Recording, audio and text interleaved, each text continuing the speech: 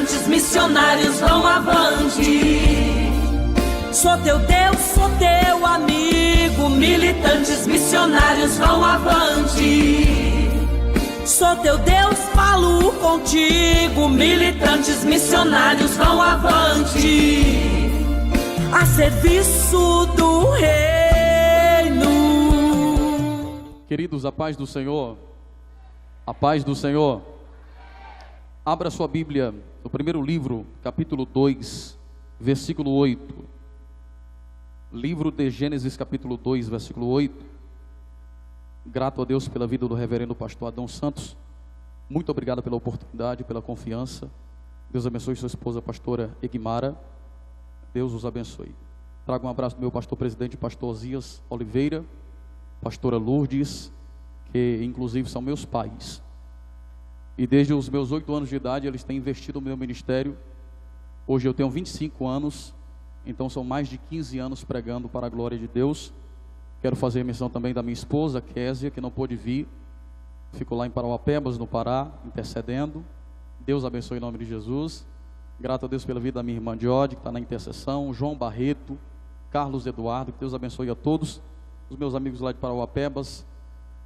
E de Bom Jesus das Selvas, minha cidade natal, lá no Maranhão. Deus levanta pregador do Maranhão também. Amém? Gênesis capítulo 2, versículo 8, está escrito assim: E plantou o Senhor Deus um jardim no Éden, da banda do Oriente, e pôs ali o homem que tinha formado. Amém? Você pode se assentar dando glória ao nome de Jesus? Toda a atenção agora é pouca. Redobre a sua atenção à palavra que será pregada. Lendo a Bíblia, eu percebi que existem 3 jardins que marcaram a história da humanidade. Existem 3 jardins, pastor Adão, que marcaram a nossa história. Se não fosse por aquilo que acontecera nesses 3 jardins, eu afirmo a vocês de forma indubitável, nós não estaríamos aqui. Esses jardins estão interligados, entrelaçados, conectados entre si. E neles existem alguns fundamentos, alguns princípios, algumas verdades que nós precisamos valorizar e viver. O primeiro jardim é o mais conhecido de todos, é chamado de Jardim do Éden. Se bem que o jardim não tinha nome, o jardim é que foi colocado, plantado em um lugar chamado Éden. Nesse jardim Deus colocou o primeiro homem e a primeira mulher, Adão e Eva, ambos criados por Deus. E quando Deus os coloca nesse jardim, Deus diz em Gênesis capítulo 2, versículo 24: E deixará o homem o seu pai e a sua mãe, e unir-se-á a sua mulher, e ambos serão uma só carne. O que é isso? Isso é um prenúncio do casamento. Ou seja, o primeiro jardim está nos revelando que o casamento não foi criado pelo homem, o casamento não foi criado pela mulher, o casamento não foi criado pelo pastor, pelo padre, o casamento não foi criado pelo juiz, pelo cartório, pela sociedade moderna, não. O casamento foi criado pelo próprio Deus ainda no jardim. Quem cria o casamento é o próprio Deus. Se Deus criou o casamento, o primeiro jardim está nos revelando que desde o princípio Deus sempre teve compromisso com o casamento. Se Deus tem compromisso com o casamento, a nossa geração precisa entender uma verdade: crente namora é para casar, não é para estar de brincadeira não. Que infelizmente a gente está vivendo na geração dos ficantes, já percebeu? Uma geração que não quer mais namorar para casar, focando no casamento, quer ficar, quer participar das programações da igreja para ficar com alguém. Aí vai para o retiro da igreja, fica com alguém, vai para o congresso, fica, vai para a escola, fica, vai para o shopping, fica, vai para o cinema, fica, vai para a praça, fica, vai para a rua, fica, vai para a casa da amiga, fica. Jesus volta, fica também, já que quer ficar tanto, fica logo no arrebatamento. Mas Deus tem compromisso é com o casamento. Deus cria o casamento para que através do casamento a família seja formada. Olha para cá. Ou seja, o primeiro jardim também nos revela que desde o princípio Deus sempre teve compromisso com a família. E eu vou te provar na Bíblia, Gênesis capítulo 6, versículo 18. Quando Deus mandou Noé construir a arca, Deus diz assim: E eu estabeleço a minha aliança contigo, Noé, mas entrarás na arca tu, teus filhos, tua mulher e as mulheres dos teus filhos. Era Deus dizendo assim: eu estou mandando tu construir a arca, mas através da arca a tua família será alcançada, porque Deus tem compromisso com a família. Êxodo capítulo 12, quando Deus mandou matar o cordeiro de um ano e pegar o sangue e passar nos umbrais das portas da casa, porque o anjo da morte, ou o destruidor, como a Bíblia chama, passaria a meia-noite matando os primogênitos no Egito. Perceba que os únicos que estavam correndo o risco de morrer eram os primogênitos. Então por que Deus não mandou pintar a porta do quarto do primogênito, do menino? Por que Deus não mandou passar o sangue só na porta do quarto dele? Sabe por quê? É porque se Deus manda pintar a porta do quarto, era Deus dizendo que o compromisso dele era com o menino. Deus olhou e disse assim: pinta logo a porta da casa, porque eu tenho compromisso é com a casa toda, eu tenho compromisso é com a família inteira. Deus tem compromisso é com a família. Josué capítulo 24, versículo 15, Josué disse: escolhei hoje a quem vocês vão servir, se a Deus ou aos Baalins, porém eu e a minha casa serviremos ao Senhor. Atos capítulo 16, versículo 31, quando o carcereiro perguntou para Paulo: como é que eu faço para ser salvo? Paulo respondeu dizendo: crê no Senhor Jesus e será salvo tu e a tua casa também, porque Deus tem compromisso com a família. Em Lucas 19, quando Jesus entrava em Jericó, ele olhou para cima de uma árvore e ele viu Zaqueu, e ele disse assim: Zaqueu, desce depressa, porque hoje convém eu pousar na sua casa. Mas eu fiquei me perguntando, por que Jesus não pediu para Zaqueu descer e conversou com ele ali debaixo da sombra, tranquilo, de boa, sossegado? Por que ele pediu para ir na casa dele? Eu fui entender, é porque se Jesus prega para Zaqueu ali, só Zaqueu seria salvo. Jesus olhou e disse assim: eu quero ir na tua casa, porque eu quero salvar a família toda, eu quero salvar a casa inteira. Deus tem compromisso é com a família.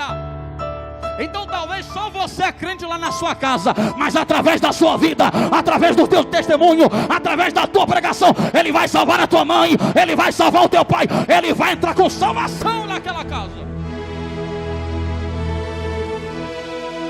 Agora perceba uma coisa: o casamento criado por Deus é entre homem e mulher. Quem infelizmente tem umas igrejas novas por aí pregando outra coisa, que família pode ser homem com homem, mulher com mulher. E na verdade os pastores dessas igrejas pregam isso para viver nessa promiscuidade.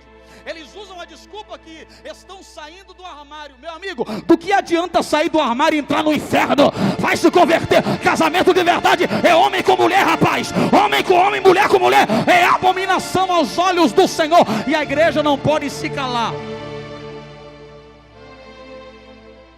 Olha para cá. No primeiro jardim, o homem e a mulher recebiam a visita de Deus de forma constante. Todos os dias, na viração do dia, Deus descia para passear, para visitá-los, para conversar com o homem no jardim. Entenda uma coisa: mesmo assim o homem pecou contra Deus. Quando o homem peca contra Deus, a Bíblia diz que os seus olhos são abertos e eles percebem que estão nus, que estão despidos, que estão sem roupa.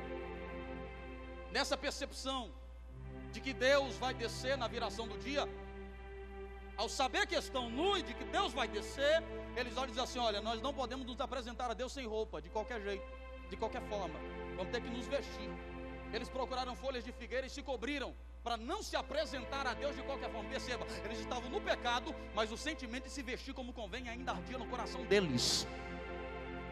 Infelizmente parte da nossa geração perdeu esse sentimento. Sabe que Deus está no jardim, sabe que Deus está na igreja, sabe que Deus está no culto, sabe que Deus está na casa, mas vem para a igreja de qualquer jeito, vestindo qualquer coisa. Uma geração, não estou falando de uso e costume não, estou falando de vir para a igreja com decência e com pudor. Uma geração que vem para a igreja numa saia do tamanho de um palmo, porque parece que vem para disputar com Deus, para ver quem é o mais justo, se é Deus ou a saia dela. E a saia falta ganhar. E até traz a Bíblia para a igreja, mas você acha que é para ler? Não, é para cobrir a perna, para não mostrar nada. Usa a Bíblia como extensão da saia, e a Bíblia não foi feita para isso não. Olha para cá. Usa a Bíblia para cobrir a vergonha. Por quê? Porque não lê a Bíblia. Quem não lê a Bíblia, usa a Bíblia para cobrir a sua vergonha. Mas quem lê a Bíblia, já criou vergonha e foi comprar roupa decente. Porque é diferente. A igreja foi chamada para ser santa. Olha para cá. Quando o homem e a mulher pecam contra Deus, eles quebram a intimidade com Deus. Atrai uma maldição sobre a terra. Para que essa maldição fosse quebrada, era necessário que um homem da nossa estrutura, de carne e osso como nós, nascesse, crescesse e vivesse sem pecar, e sem pecado desse a sua vida e o seu sangue em favor de todos os outros. Jesus havia sido escolhido para essa missão. O próprio Jesus se apresenta para essa missão. Só que Jesus vem muitos anos depois. Nesse ínterim, Deus levantou muita gente por sua misericórdia, mesmo o homem debaixo da maldição. Passaram-se patriarcas como Noé, Abraão, Isaac e Jacó, seus filhos, as 12 tribos. Passaram-se sacerdotes como Arão, Eli, Samuel e tantos outros. Passaram-se juízes como Otiniel, Eude, Sangá, Débora, Baraque, Gideão, Jair, Tolá, Jefté, Sansão, Ibizã, Elon, Abidom. Passaram-se reis como Saul, Davi, Salomão, Roboão, Abias, Asa, Josafá, Jorão, Uzia, Jotão, Acais, Ezequias e tantos outros. Passaram-se profetas, como os profetas literários, aqueles que têm livros escritos na Bíblia: Isaías, Jeremias, Ezequiel, Daniel, Osé, Joel, Amós, Obadias, Jonas, Miqueias, Naum, Abacuque, Sofonias, Ageu, Zacarias, Malaquias. Mas profetas orais também, aqueles que profetizaram em sua época. Não tem livros escritos, mas profetizaram na sua época, como Elias, Eliseu, Natã, Micaías e tantos outros profetizaram. Mas todos pecaram contra Deus. Isaías é um exemplo, porque Isaías foi o maior profeta da sua geração. Mas ele mesmo confessou o seu pecado, porque ele disse em Isaías capítulo 6: eu sou um homem de lábios impuros. Ele confessa o seu pecado. Mas é exatamente esse mesmo Isaías que Deus levanta para profetizar acerca da vinda daquele que virá para vencer o pecado.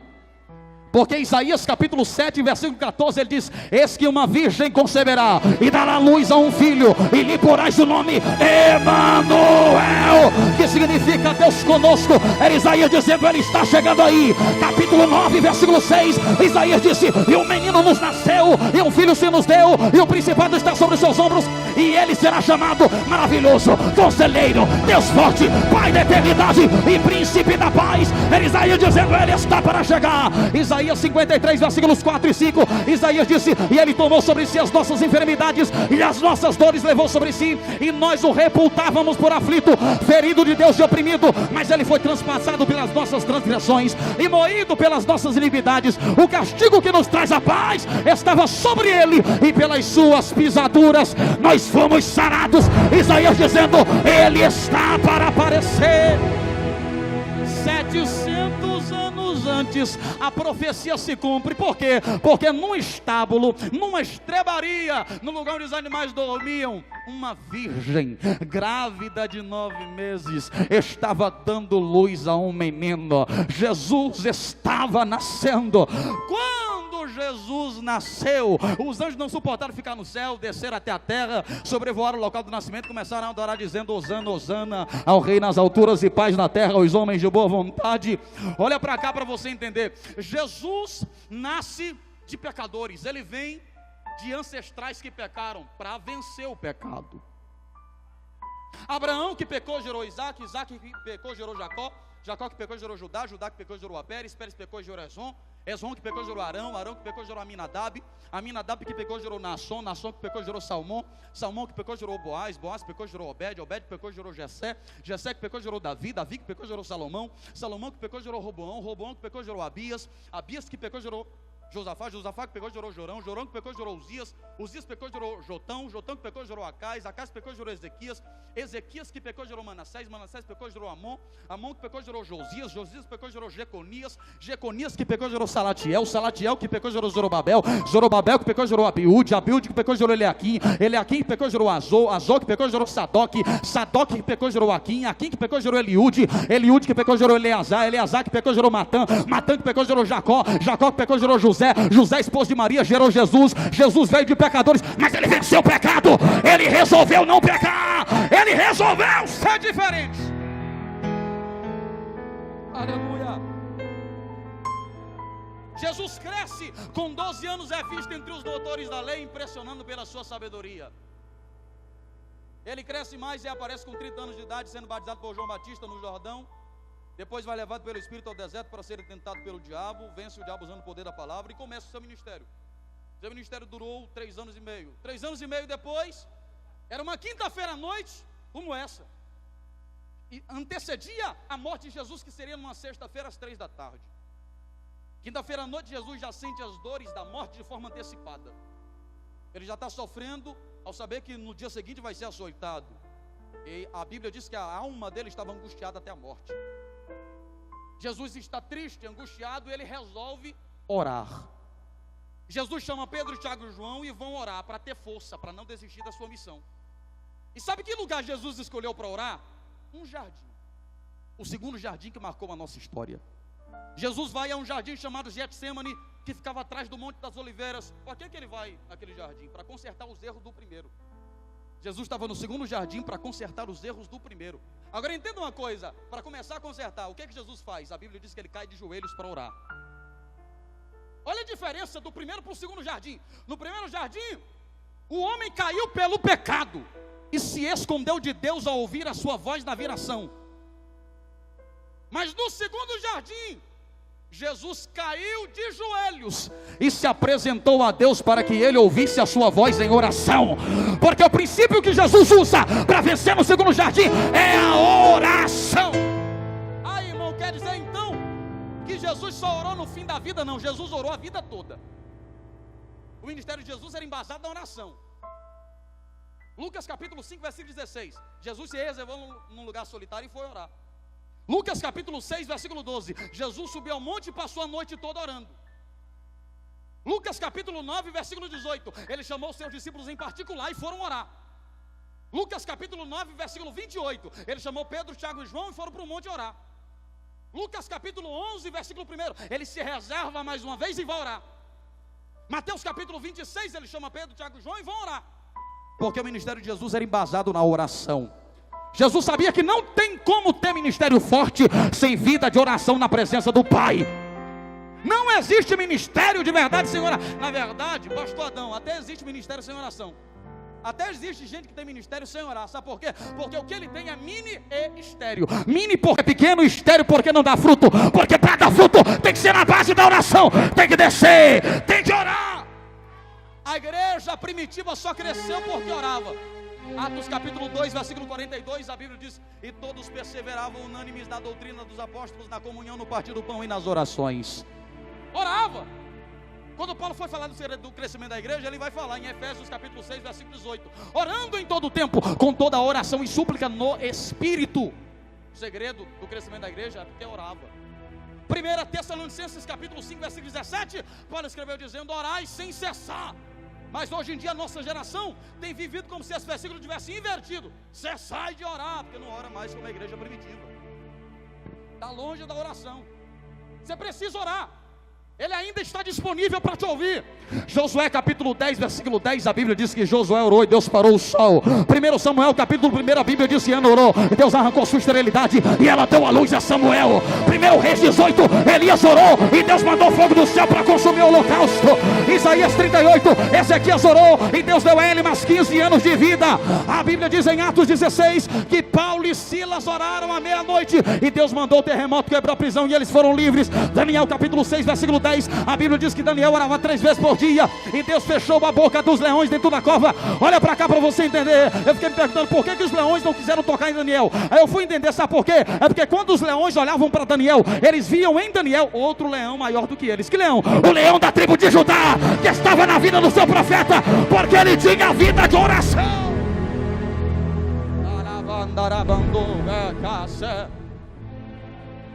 Leão de Judá. Você precisa orar. Jesus ora. Olha para cá. Jesus está em oração. Oh, alabrachori, oh, alabandécia. Os soldados vêm. Os soldados vêm. Já já você adora. Os soldados vêm. Prendem a Jesus, levam para o sacerdote. O sacerdote leva para o sumo sacerdote. O sumo sacerdote leva para diante de Pilatos pela manhã. Sexta-feira pela manhã, Pilatos lembra que Jesus nasceu na jurisdição de Herodes. E ele diz assim: não é comigo não, manda para Herodes. Foi entregue a Herodes. Herodes zombou de Jesus e disse assim: não, volta para Pilatos. Vestiu com vestes resplandecentes, levou para Pilatos de novo. Pilatos olhou e disse: não, já que está comigo, só açoita ele e manda soltar. Açoitou, levou para Pilatos de novo. Pilatos tinha uma grande multidão e a multidão não quis que Jesus fosse solto. Soltaram Barrabás e disseram assim: crucifica ele. Sentenciaram a morte de cruz. Jesus foi obrigado a carregar o patíbulo da cruz. até o Gólgota.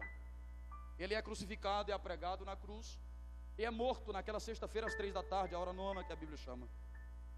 Passa sexta-noite, passa o sábado inteiro, domingo de manhã, Maria Madalena vai até o sepulcro, e a pedra está fora do lugar. O lugar está vazio, não tem ninguém lá dentro. Ela fica triste, ela diz: roubaram o corpo do mestre. Ela olha lá dentro, não vê ninguém, ela sai para fora e fica na porta, chorando, cabisbaixa. Mas de repente ela tem a ideia de olhar de novo. Ela olha de novo, de repente ela vê alguém. Quem? Ela vê 2 varões vestidos de branco, eram anjos do Senhor. Mas como estavam em figura humana, ela pensou: são os ladrões. Ela começou a chorar: para onde vocês levaram o corpo de Jesus? Para onde vocês levaram o corpo do meu mestre? Enquanto ela chorava, os anjos sorriam dela, dizendo: ô mulher, porque procura entre os mortos aquele que já está vivo? Ele não está mais aqui, ele já ressuscitou. Olha para cá. Quando ela sai de dentro da cova, você está se perguntando: cadê o terceiro jardim nessa história? Estou encerrando agora. Cadê o terceiro jardim nessa história? Quando ela sai de dentro da cova, ela olha na frente dela, ela vê um homem de pé. Era Jesus que estava de pé na frente dela, mas ela não o reconhece. E sabe como é que ela o chama? Jardineiro. Ela diz: jardineiro, onde foi que você o colocou? Que jardineiro? Por que nós chamamos de jardineiro? É porque a Bíblia diz em João capítulo 19, versículo 41, que Jesus havia sido colocado num sepulcro novo, e o sepulcro ficava num jardim. Jesus estava no meio do jardim. Ela olha e ela pensa: é o jardineiro. Se está no jardim, é o jardineiro. Mas era o jardim da ressurreição. Era Jesus que estava de pé no terceiro jardim. Era Jesus que estava de pé no terceiro jardim. Ela olha e Jesus diz assim: Maria. Só foi isso para ela reconhecer a voz e dizer que é Jesus. Ela: Rabi, Raboni, é o mestre. E Jesus disse: não me detenhas. Mas olha para cá, perceba que a primeira pessoa a ver Jesus ressuscitado não foi um homem, não foi um dos apóstolos, foi uma mulher. Isso acaba quebrando esse evangelho machista que alguns pregam por aí, dizendo que Deus só usa homem, que Deus só levanta homem, que Deus só tem compromisso na vida de homens. Só olha para cá, a Bíblia mostra o contrário. Se Deus não usasse mulher, Ele não teria levantado Sara como mãe da nação escolhida. Se Deus não usasse mulher, Ele não teria levantado Miriam como profetisa. Se Deus não usasse mulher, Ele não teria levantado Macla, Noa, Ogla, Milca e Tirza, as 5 filhas de Zelofeade, para receberem a bênção paternal. Se Deus não usasse mulher, Ele não teria levantado Raabe, a prostituta, para proteger os seus espias. Se Deus não usasse mulher, Ele não teria levantado Ana para, através da oração dela, mudar a história da nação. Se Deus não usasse mulher, Ele não teria levantado Débora como juíza, profetisa e líder de guerra. Se Deus não usasse mulher, Ele não teria levantado a serva de Naamã para anunciar o profeta. Se Deus não usasse mulher, Ele não teria levantado Abigail para aplacar a ira de Davi. Se Deus não usasse mulher, Ele não teria levantado Esté como rainha para proteger o seu povo. Se Deus não usasse mulher, olha para cá, Ele não teria levantado Maria como mãe do Salvador. Se Deus não usasse mulher, Ele não teria levantado a mulher samaritana para evangelizar Samaria. Se Deus não usasse mulher, Ele não teria levantado a menina Rod para anunciar a libertação de Pedro. Se Deus não usasse mulher, Ele não teria levantado Priscila como uma das líderes da igreja primitiva. Se Deus não usasse mulher, pastor Adão, a primeira profecia bíblica não seria acerca de uma mulher, porque a primeira profecia bíblica é sobre mulher, da semente da mulher. A Bíblia diz, Gênesis capítulo 3, versículo 15, da semente da mulher vai nascer aquele que vai esmagar a cabeça da serpente. Vai nascer aquele que vai esmagar a cabeça da serpente. Eu tenho 2 minutos para encerrar. Olha para cá. Olha para cá. O Deus que levanta homem também levanta mulher. O Deus que levanta mulher também levanta homem. Oh, já percebeu que Jesus Cristo foi o único que ressuscitou e não morreu mais? Está vivo até hoje. Todos os outros que morreram e ressuscitaram voltaram a morrer. Já percebeu? Olha para cá para você entender. O filho da viúva de Sarepta, o filho da sunamita, o homem que caiu nos ossos de Eliseu, o filho da viúva de Naim, a filha de Jairo, Lázaro, Dorcas, Eutico, todos ressuscitaram, mas voltaram a morrer. Jesus Cristo, porém, morreu na sexta-feira, 3 horas da tarde, ressuscitou domingo de manhã, mas não morreu mais. Ele ainda está de pé, Ele ainda está vivo, para a glória de Deus Pai. Ele está vivo.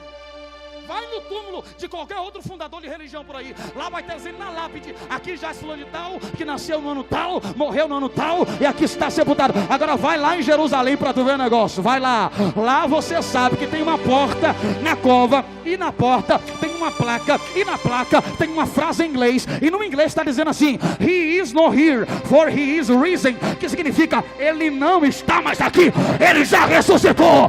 Ele não está mais aqui, ele já ressuscitou. Você pode adorar. Olá, mandarabachori. Ele já ressuscitou. Por isso que ninguém consegue entender e explicar Jesus. Já percebeu? Pastor Adão, nenhuma área do conhecimento humano consegue entender Jesus.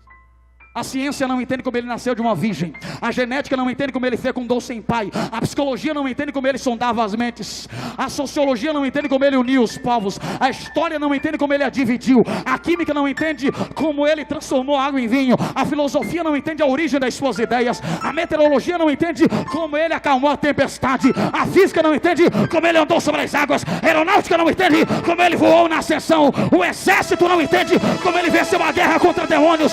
A educação não entende como ele é mestre sem faculdade. A farmacologia não entende como ele curava sem remédio. Olha para cá. A matemática não entende como ele multiplicou os pães. E nem a medicina vai entender como foi que ele ressuscitou dos mortos e está vivo até hoje. Porque ele é simplesmente inexplicável. Para encerrar, olha para cá. Esse é o terceiro jardim. Ele estava de pé no terceiro jardim. Já leu os livros de história? Os livros de história dizem que a gente veio do macaco. Que o homem, você já deve ter visto isso. Tem umas figuras lá no livro de história. Tem vários macacos numa fila. Um curvado assim, o outro mais assim, o outro mais assim, e o outro de pé lá. Mas eles dizem que isso é a evolução das espécies. Que o homem veio do macaco. Mas a verdadeira evolução eu aprendi. Aconteceu nos 3 jardins. Olha para cá, já que a evolução é subindo assim, olha para cá. No primeiro jardim, o homem estava caído assim, ó. Estava caído, sem expectativa, sem esperança, quase morto. Mas no segundo jardim, o homem não estava mais assim. Olha a evolução. O homem estava assim, Jesus estava de joelhos, orando para consertar os erros do primeiro jardim. Mas olha para cá, saindo do segundo jardim, Jesus não estava mais assim. Jesus estava assim, carregando a cruz pelo caminho. Olha a evolução. Mas no terceiro jardim, ele não estava mais curvado assim. Ele estava assim, ele estava de pé dizendo: onde está a morte, a tua vitória? Onde está o inferno? O céu aqui não. Ele está de militantes missionários vão avante. Sou teu Deus, sou teu amigo. Militantes missionários vão avante. Sou teu Deus, falo contigo. Militantes missionários vão avante. A serviço do rei.